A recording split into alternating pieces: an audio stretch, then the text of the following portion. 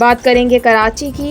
नुमाइंदा खसूसी इमरान महमूद की रिपोर्ट के मुताबिक वेस्ट पुलिस की पीराबाद के इलाके में सर्च कॉम्बिंग ऑपरेशन के दौरान कामयाब कार्रवाई। मुलजिमान के कब्जे से 4 किलो 450 ग्राम चर्स, गैर कानूनी असलहा, 1 लाख का चेक, वाफर मिकदार में तैयार गुटखा मावा बरामद। मजीद गुटखा मावा की खरीद और फरोख्त की रकम 6,17,460 रुपये को भी गुटखा मावा एक्ट के तहत जब्त किया गया।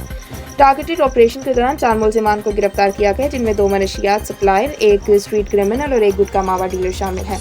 टारगेटेड सर्च कॉम्बिंग ऑपरेशन खुफिया इतला पर मक्सी मोहल्ला और न्यू मियाँ वाली कॉलोनी में किया गया। मुलजिमान के जेरे इस्तेमाल 2 मोटरसाइकिल्स को भी तहरीर में लिया गया। मोटरसाइकिल नंबरी KGF 8340 थाना पीराबाद की सुलका शुदा है। मुकदमा दर्ज।